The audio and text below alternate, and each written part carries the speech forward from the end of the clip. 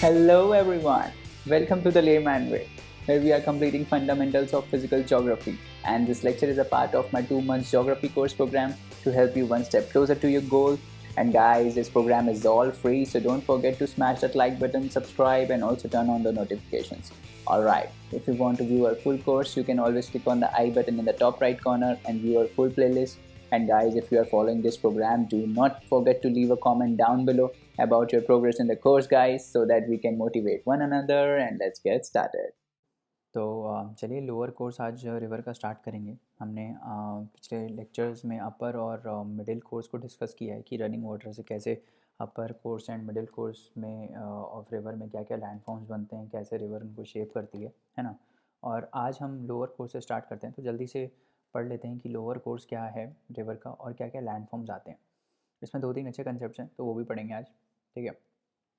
तो अब देखो, अब जब ऊपर से नीचे तक पानी आ गया, ठीक है, तो हमने देखा था कि जब ऊपर से आ रहा था नीचे, तो ऊपर से जब आ रहा था नीचे तो क्या हो रहा था कि फ़्लो जो है वो कम हो गया था, क्योंकि ग्रेडियंट कम हो गया था, है ना। और ट्रिब्यूटरीज आके जुड़ गई थी, तो वॉल्यूम जो है वाटर का वो बढ़ गया था, है ना। तो जब और ज़्यादा नीचे आ जाता है, मतलब एकदम प्लेन्स में पानी आ जाता है, तो फ़्लो एकदम ही कम हो जाता है, मतलब बहुत ही कम फ़्लो होता है ना।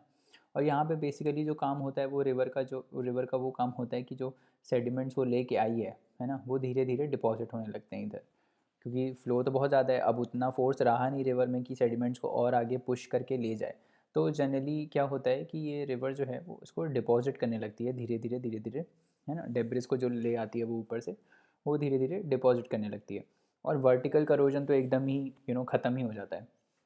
वर्टिकल करोजन तो होता नहीं, हमने देखा था कि वर्टिकल करोजन जो है वो अब ऊपर वाले स्टेज में, जो अपर स्टेज थी, उसमें सबसे ज़्यादा हो रहा था। फिर नीचे वाले में आए तो कम हो गया, बहुत कम हो गया, वहाँ पे लैटरल करोजन बहुत ज़्यादा हो रहा था, है ना। वर्टिकल करोजन एकदम कम हो गया था। और फिर यहाँ पे जब लोअर कोर्स आता है, तब वर्टिकल करोजन तो ख़त्म ही हो जाता है, क्योंकि प्लेन आता है, पूरा पूरा प्लेन ही रहता है वो, ठीक है। तो वर्टिकल करोजन ऑलमोस्ट नेग्लिजिबल रहता है, बट लैटरल करोजन जो है वो अभी भी थोड़ा थोड़ा हो रहा होता है ना। जैसे ये देखो, ये लैटरल करोजन ही बोलेंगे हम इसको, ठीक है। तो ये थोड़ा हो रहा होता है, अभी भी होता है थोड़ा थोड़ा, ठीक है। तो लैटरल करोजन हो रहा होता है, वर्टिकल करोजन सीज हो जाता है, ठीक है। फिर अब क्या होता है, दूसरा क्या होता है कि जैसे मान लो ये जैसे रिवर आई, ठीक है। कभी कभार क्या होता है, ये रिवर का नॉर्मल नेचुरल फ्लो चल रहा है, ठीक है, बट बारिश बहुत ज़्यादा पड़ गई, ठीक है। तो बारिश बहुत ज़्यादा पड़ गई, या कभी मान लो ये रिवर आ रही है, ठीक है, ये रिवर है, इसकी ये ट्रिब्यूटरी है, ठीक है। तो कभी मान लो इधर बहुत बारिश पड़ गई या कभी इधर बहुत बारिश पड़ गई, तो पानी का जो वॉल्यूम है वो अनएक्सपेक्टेडली बढ़ जाता है। अब बढ़ने से क्या होगा, यार ये प्लेन है, यहाँ पे पानी आ रहा है, इसका लेवल बढ़ गया तो क्या होगा, आउटफ्लो कर जाएगा, इधर जाएगा और इधर जाएगा, है ना। ऐसे करके आउटफ्लो इसका चलता रहेगा, रिवर का। तो क्या होता है जनरली कि इसमें बेसिकली क्या होता है कि पानी है वो ओवरफ्लो कर जाता है, और यहाँ जो प्लेन्स हैं, प्लेन्स का जो साइड है, मतलब ये वाला यहाँ पे और यहाँ पे, ठीक है, यहाँ यहाँ पानी कलेक्ट होने लगता है, ठीक है। और जब पानी कलेक्ट होता है और ये ओवरफ्लो करके साइड में आता है, तो अपने साथ सेडिमेंट्स भी लेके आता है, करेक्ट। ऐसा तो होगा नहीं कि सिर्फ पानी आएगा, पानी के साथ सेडिमेंट्स भी आ जाएंगे इधर इधर इधर इधर इधर। तो क्या होता है, धीरे धीरे ये सेडिमेंट रिवर बैंक के साइड में डिपॉजिट होने लगते हैं, और ये एक प्लेन बना देते हैं, जिसको हम बोलते हैं फ्लड प्लेन, क्योंकि ये रिवर की फ्लडिंग से बना है, ठीक है। तो कुल मिला के बेसिक ये समझो कि रिवर जब लोअर कोर्स में फ्लड करती है, अब फ्लड किसी भी किसी भी रीज़न से कर सकती है, या तो पानी बहुत ज़्यादा हो गया हो या बारिश बहुत ज़्यादा पड़ गई हो। इन दोनों ही केस में जो रिवर है वो बहुत ही ज़्यादा फ्लड कर जाती है। और जब रिवर फ्लड कर जाती है तो अपने साइड में बह के पानी कलेक्ट हो जाता है इधर, और उसके साथ साथ सेडिमेंट्स भी कलेक्ट हो जाते हैं, ठीक है। फिर जब फिर थोड़े टाइम बाद रिवर का जो लेवल है वो डाउन होता है, तो फिर से वो ऐसे ही हो जाती है, पर सेडिमेंट्स यहाँ पे डिपॉजिट कर दिए उसने, ठीक है। तो जब ये पीरियोडिकली होता है ना, तो यहाँ पे प्लेन बन जाता है रॉक्स का, जो सेडिमेंट्स हैं इसके उसके रॉक से प्लेन बना देती है, जिसको हम बोलते हैं फ्लड प्लेन। फ्लड प्लेन इसलिए भी बोलते हैं क्योंकि यहाँ पे फ्लडिंग होती है वाटर की, ठीक है। और फिर क्या होता है कि जब जब ये मान लो रिवर है, यहाँ पे ओवरफ्लो करा है इसने, तो मोस्ट ऑफ द सेडिमेंट्स यहीं कलेक्ट हो जाते हैं साइड में, क्योंकि इतना ज़्यादा ये इधर ले नहीं जा पाती है, ठीक है। तो मोस्टली जो जितने भी सेडिमेंट्स हैं, जो भारी भारी सेडिमेंट्स हैं, वो इधर कलेक्ट होने लगते हैं रिवर के बैंक पे, इधर कलेक्ट होने लगते हैं। और over the period of time क्या होता है, ये ऐसे एक स्ट्रक्चर बना देते हैं उन्हीं सेडिमेंट्स का, ठीक है, उन्हीं सेडिमेंट्स का स्ट्रक्चर बना देते हैं। और रिवर यहाँ पे है बट ये थोड़ा अपलिफ्टेड है, क्योंकि ये तो जब तब बना ना जब फ्लडिंग हो रही होती है। अभी तो नॉर्मल कंडीशन पानी का लेवल नीचे ही है ना। तो ये साइड में एक ऐसे बैरियर टाइप का बना देते हैं सेडिमेंट का, उसको हम बोलते हैं levees. These are called levees. और ये प्रोटेक्ट करते हैं हमको फ्लडिंग से। मान लो अब इधर पानी का लेवल है, ठीक है, ये थोड़ा ऊंचा होता है, तो बट यहाँ पे लेवी है, यहाँ पे बैरियर है, तो यहाँ पानी जाएगा नहीं, है ना। और थोड़ा ऊंचा हुआ तो जाएगा पानी, राइट। तो ये प्रोटेक्ट करते हैं। अब हम क्या करते हैं, इन्हीं के ऊपर जो है हम आर्टिफिशियली भी कंस्ट्रक्ट कर देते हैं एम्बैंकमेंट्स, ठीक है। आर्टिफिशियल एम्बैंकमेंट्स कंस्ट्रक्ट करके यहाँ पे हम लोग अपना हाउसेस बना लेते हैं, ताकि ये फ्लड ना करे, ठीक है। और अगर वॉल्यूम ऊपर बढ़े भी तो ये इसको रोक ले। बट कभी कभार क्या होता है, ये एम्बैंकमेंट भी टूट जाते हैं, क्योंकि इतना फ्लो होता है पानी का, इतना वॉल्यूम होता है कि ये स्ट्रक्चर ढह जाता है। और जैसे ये ढहता है वैसे ही सारा पानी इधर आ जाता है, और वैसे ही ये पूरा फ्लडिंग हो जाता है यहाँ पे, ठीक है। तो ये कंसेप्ट है, ठीक है। तो ये सब कहाँ हो रहा है, ये सब हो रहा है लोअर कोर्स में। फ्लड प्लेन्स कहाँ बनने हैं, लोअर कोर्स में, ठीक है।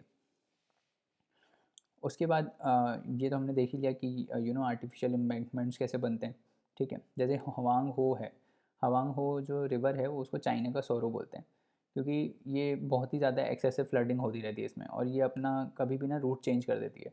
तो रूट चेंज करने की वजह से अनएक्सपेक्टेड फ्लडिंग होती है इसकी, ठीक है। तो ये है क्या। अब आगे बढ़ते हैं। अब आगे हम देखते हैं कि ऑक्सबो लेक्स क्या होते हैं। तो ऑक्सबो लेक अब एक और फीचर होता है लोअर कोर्स में, ये इंपॉर्टेंट है, जिसको हम बोलते हैं ऑक्सबो लेक।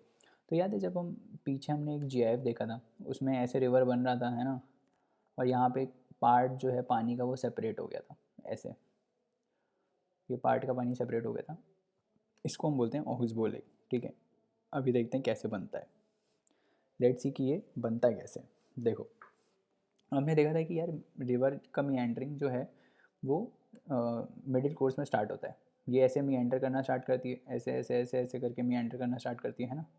जब रिवर मीएंडर कर रही होती है, जब ये देखो, जब ये ऐसे मीएंडर कर रही होती है रिवर, है ना, तो क्या होता है कि ये मैंने बताया था कि जो इनर साइड है इसका, यहाँ पे सेडिमेंट डिपॉजिट होने लगते हैं, ठीक है, और बाहर वाला जो साइड है वो इरोड होने लगता है। पिछले लेक्चर में बताया था ना कि जो जितना भी सेडिमेंट है वो यहाँ पे रहता है, क्योंकि यहाँ पे स्पीड धीरे रहता है। यहीं पे सेडिमेंट क्यों रहता है, क्योंकि यहाँ पे रिवर का स्पीड धीरे रहता है, राइट। यहाँ जब भी रिवर ऐसे जा रही होगी, ठीक है, तो अंदर वाले का स्पीड जो है वो धीरे रहता है और बाहर वाले का स्पीड ज़्यादा रहता है, तभी तो ये बराबर डिस्टेंस कवर करेगी हमेशा, ठीक है। मान लो इसको इधर से जाना है, क्यों क्यों करती है रिवर धीरे होती है, ये फिजिक्स का कंसेप्ट है, ये भी समझा देता हूँ। देखो ये अब रिवर यहाँ से यहाँ जब फ्लो कर रही है, ठीक है, तो आउटर वाला जो पार्ट है उसको ज़्यादा डिस्टेंस कवर करना है, ठीक है, और इसको कम करना है, और टाइम तो सेम है दोनों को कवर करने के लिए। तो ऑब्वियसली इसका जो स्पीड है बाहर वाले का, बाहर वाले जो वाटर का स्पीड है वो ज़्यादा होगा, ठीक है। तो जब वाटर का स्पीड ज़्यादा होता है तो क्या होता है, वो सेडिमेंट डिपॉजिट नहीं होता है ना। तो डिपॉजिट कहाँ होगा, डिपॉजिट अंदर के साइड होगा, इधर होगा डिपॉजिट, ठीक है। तो यहाँ पे सेडिमेंट बेसिकली डिपॉजिट होने लगता है। और जहाँ रिवर का स्पीड ज़्यादा है, हमने देखा था कि माउंटेन का जो अपर कोर्स है वहाँ पे उसका स्पीड ज़्यादा होता है, तो क्या हो रहा होता है, करोजन हो रहा होता है ना। तो यहाँ पे भी बाहर में भी स्पीड ज़्यादा है, तो यहाँ पे भी करोजन हो रहा होगा। तो क्या होता है कि ये वाला पार्ट तो इरोड होने लगता है, और ये वाला पार्ट जो है वो बिल्डअप होने लगता है सेडिमेंट से, ठीक है। अब देखो ये सीधे सीधे देखो कि ये ऐसे आया, ठीक है, ऐसे आया। अब over the period of time क्या हुआ, यहाँ पे ये वाला पार्ट कंटिन्यूस इरोजन में था, ठीक है, ये तो बाहर वाला साइड है, तो ये वाला पार्ट कंटिन्यूस इरोजन में था, और ये इरोड होते होते होते होते होते ऐसे हो गया, ये भी इरोड होते होते होते ऐसे हो गया, ये देखो, और ज़्यादा इरोड हो गया, ठीक है। और ये जो इम्बैकमेंट ये पहले ऐसे जो आ रहा था, यहाँ पे सेडिमेंट डिपॉजिट होने लगा और ये प्लेन बना दिया इसने, ठीक है। अभी तक सब समझ में आ रहा है ना, कि यहाँ पे ऐसे आ रहा था और अंदर की तरफ सेडिमेंट्स बनने लगे, इधर की तरफ सेडिमेंट्स बनने लगे, इधर की तरफ सेडिमेंट्स बनने लगे, ठीक है। और यहाँ पे देखो, यहाँ सेडिमेंट बनने लगा और ये इरोड होने लगा, धीरे धीरे धीरे धीरे धीरे धीरे धीरे ऐसे इरोड होने लगा, ऐसे ऐसे ऐसे ऐसे ऐसे करके इरोड होने लगा। तो ये इतना इतना आ गया, इतना इरोजन पे आ गया ये, ठीक है। नेक जो है इसको हम नेक बोलते हैं, ये नेक धीरे धीरे नैरो होती जाती है। क्यों, क्योंकि यहाँ से इरोजन हो रहा है और यहाँ से भी इरोजन हो रहा है, ठीक है। और इसके आगे वाला स्टेप देखते हैं। अब क्या होता है इसके नेक्स्ट स्टेप में, क्या होता है कि इतना एरोड हो जाता है ये कि ये इतना नैरो हो जाता है कि जस्ट इसके ऊपर पानी बहने लगता है।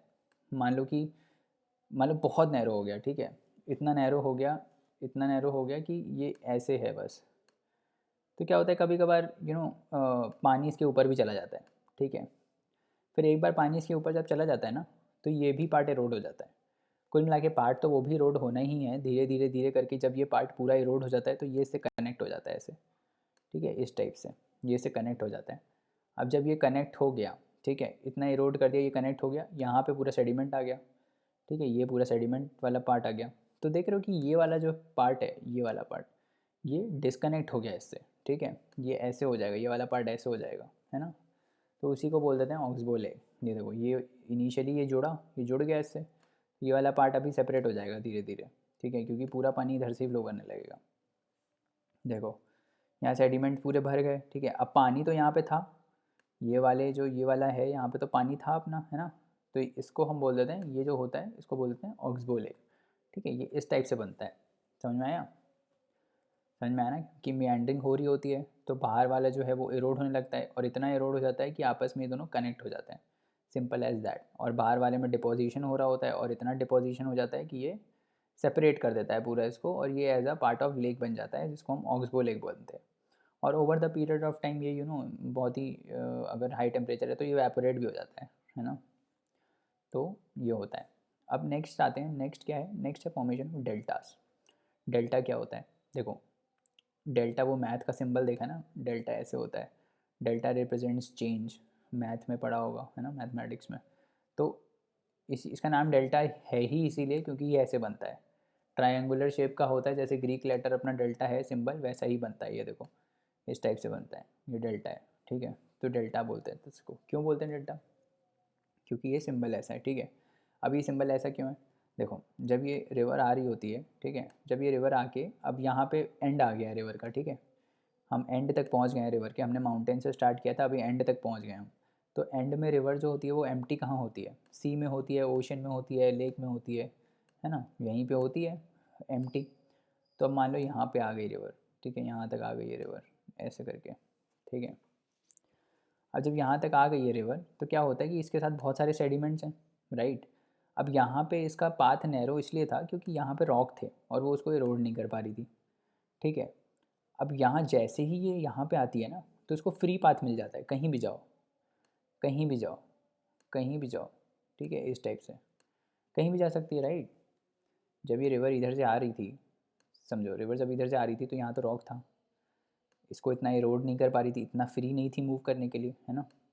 बट बट जब इधर इधर सी आ गया तो ये रिवर बहुत फ्री हो गई, ये अब कहीं भी जा सकती है। तो क्या करती है, ये फैल जाती है, कुल मिला के इस टाइप से फैल जाती है, ठीक है, जहाँ तक जा सकती है वहाँ तक फैल जाती है। तो अब देख रहे हो जब ये रिवर फैल गई ऐसे, ठीक है, जब रिवर फैल गई, ऐसा होता है ना जब इंसान को फ्रीडम मिलती है तो कुछ भी करता है, तो वैसे ये रिवर भी कुछ भी करती है, इधर चली जाती है, इधर चली जाती है, कहीं भी चली जाती है, ठीक है। तो क्या होता है कि अब रिवर में के पास तो है सेडिमेंट्स, ठीक है। तो जितनी भी ये ट्रिब्यूटरीज होती है ना, मतलब कुल मिला के सी में आने के बाद ये स्प्लिट हो जाती है, सॉरी, ये स्प्लिट हो जाती है ऐसे करके इतनी ट्रिब्यूटरीज में, ठीक है। और ये सारी ट्रिब्यूटरीज जो हैं इसकी डिस्ट्रीब्यूटरीज बोलते हैं बेसिकली इसको, डिस्ट्रीब्यूटरीज इसलिए बोलते हैं क्योंकि ट्रिब्यूटरी तो तब होता है जब रिवर आके मेन में जुड़ती है, ठीक है, इसको हम ट्रिब्यूटरी बोलते हैं। और जब मेन रिवर से जो ये स्ट्रीम सेपरेट हो गई तो उसको क्या बोलेंगे, ट्रिब्यूटरी का उल्टा डिस्ट्रीब्यूटरी, है ना। तो ये इस टाइप से सेपरेट हो जाती हैं इससे, और ये जितना भी लोड होता है ना वो ऐसे यहाँ जमा करने लगती हैं, इस टाइप से ऐसे जमा करने लगती हैं। तो ये डिस्ट्रीब्यूटरी अपना लोड जमा करेगी, ये डिस्ट्रीब्यूटरी अपना लोड जमा करेगी, ये वाली अपना करेगी। तो जितना भी सेडिमेंट है, जितना भी मिट्टी है जो ये रिवर लेके आती है, वो सारा यहाँ पे माउथ पे रिवर के यहाँ डिपॉजिट होने लगता है, ठीक है, इधर इधर डिपॉजिट होने लगता है, इधर इधर डिपॉजिट होने लगता है। तो ये ना अगर आप ऊपर से देखोगे तो ये ऐसे दिखाई देगा आपको, इस टाइप से, इस टाइप से दिखाई देगा। तो ये जो बनता है इसको हम बोल देते हैं delta, this is called delta. तो delta is nothing, just it is just the a land form made by a river when it deposit its sediment into the sea, ocean और lake, ठीक है।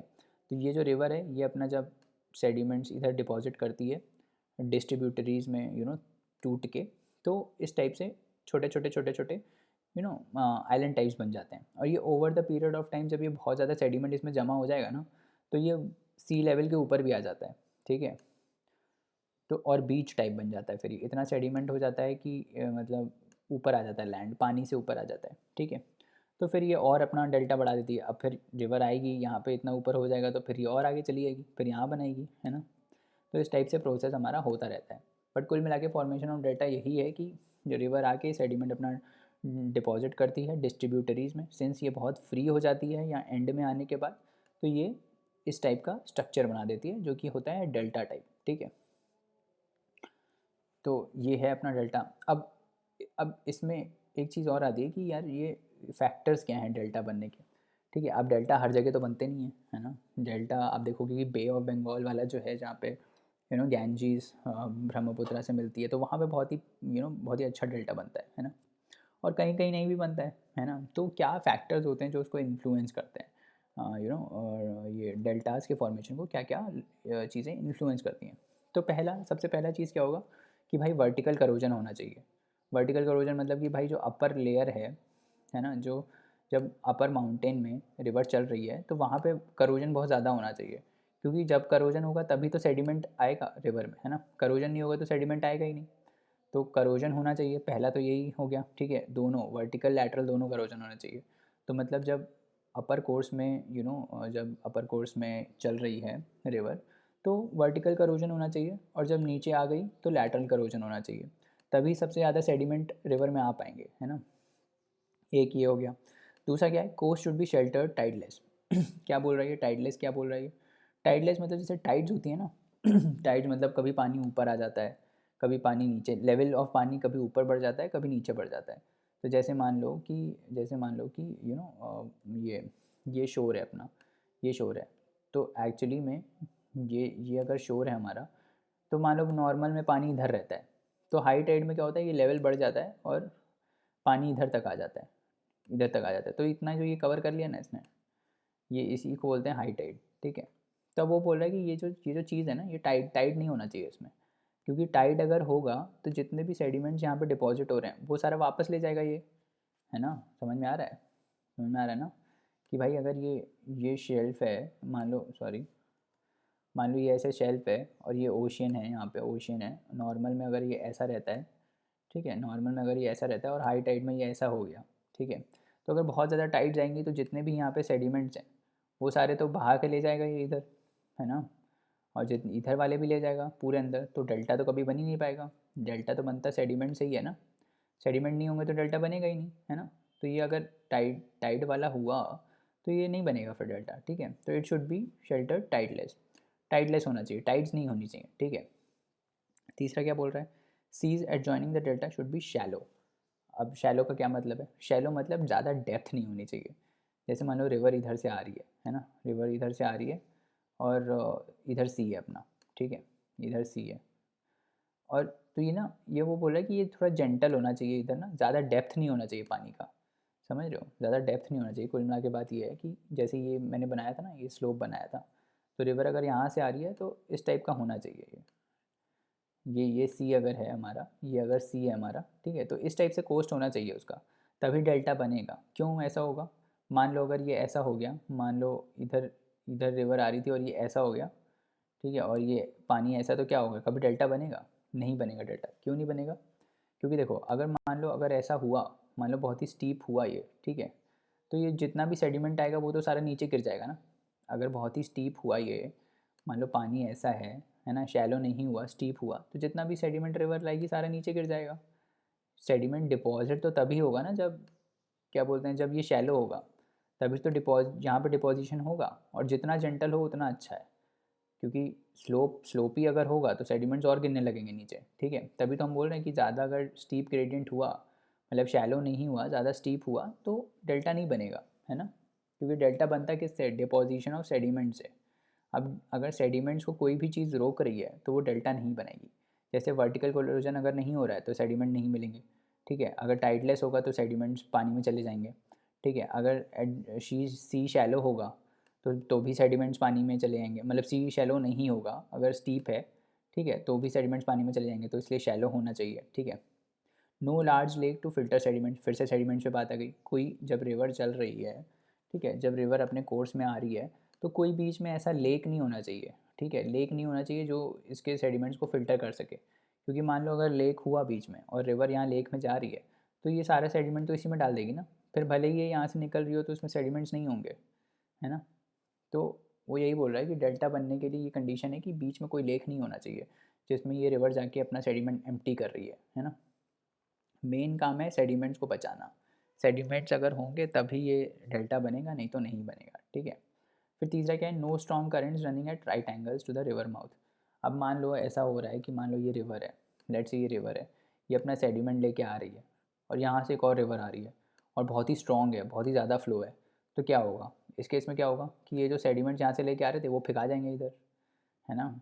ये आगे तो ले ही नहीं जा पाएगी क्योंकि इतना ज़्यादा स्ट्रॉन्ग करंट है कि जितने भी सेडिमेंट्स यहाँ रिवर ला रही है वो सारे इधर फिका गए, वो इधर चले गए।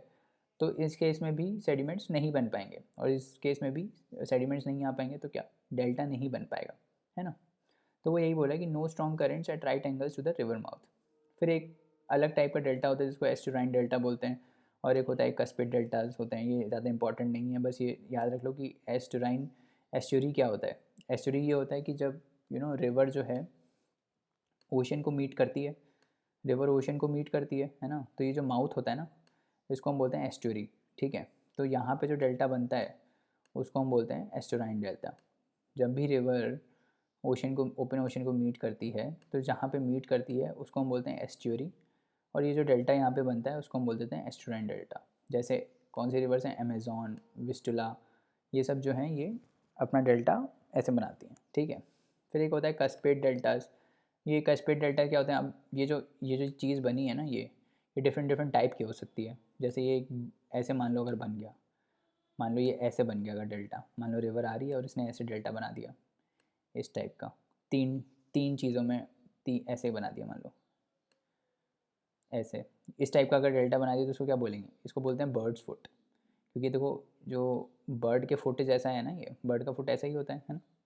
तो इस टाइप का अगर डिपोजिशन हो रहा है तो उसको बर्ड फुट बोल देते हैं। उसी टाइप से अगर टूथ लाइक प्रोजेक्शन हो रहा है तो उसको कस्पेड बोल देते हैं। टूथ मतलब अगर ऐसे हो रहा हो, मान लो ऐसे बना डेल्टा, इस टाइप का अगर डेल्टा बन गया, ठीक है, यहाँ से रिवर आ रही है ऐसे डिपॉजिट कर दी सेडिमेंट्स, तो इसको बोल देते हैं कस्पेड डेल्टा, ठीक है। जैसे एब्रो ऑफ स्पेन है, ये इस टाइप का प्रोजेक्शन बनाती है, ठीक है, तो उसको हम बोल देते हैं टूथ लाइक, उसको बोल देते हैं कस्पेड डेल्टा, ठीक है। तो आई गेस लोअर कोर्स समझ में आ गया होगा, ऑक्सबो लेक समझ में आ गया होगा। ऑक्सबो लेक इंपॉर्टेंट है, डेल्टा का फॉर्मेशन इंपॉर्टेंट है, और ये फैक्टर्स जो रिस्पॉन्सिबल हैं डेल्टा के फॉर्मेशन के लिए ये भी बहुत इंपॉर्टेंट है, ठीक है। तो ये सब आप पढ़ लीजिएगा, है ना। और अगले लेक्चर में हम फिर रिवर रीजेन्युएशन पढ़ेंगे, ठीक है। और यहाँ से आप बॉटम लेफ्ट कॉर्नर से आप प्लेलिस्ट पूरा एक्सेस कर सकते हैं। इनफैक्ट आप राइट कॉर्नर पे अगर आई का बटन दबाएंगे तो वहाँ से भी प्लेलिस्ट पूरी एक्सेस हो सकती है। और सिंस ये कोर्स पूरा फ्री है तो अपने लोगों दोस्तों को रिकमेंड करें जो ज्योग्राफी पढ़ रहे हैं, है ना, जो एनसीईआरटी में प्रॉब्लम फेस कर रहे हैं, जो जीसी लॉन्ग नहीं समझ पा रहे हैं, क्योंकि जीसी लॉन्ग थोड़ा ना ट्रिकी बुक है। मैंने भी जब पढ़ा था 2-3 बार तो समझ में नहीं आया था इनिशियली। तो अगर समझ में नहीं आ रहा है ना, तो उनको लेक्चर रिकमेंड करें, लाइक करें वीडियो को, सब्सक्राइब करें चैनल को, है ना, और शेयर करें ज़रूर। तो आप अपने अगर एक बंदा भी 5 लोगों को बता रहा है और फिर उनको फ़ायदा हो रहा है तो हमारा मोटिवेशन बना रहेगा उस चीज़ में। थैंक यू सो मच, अगले लेक्चर में मिलते हैं। Thank you.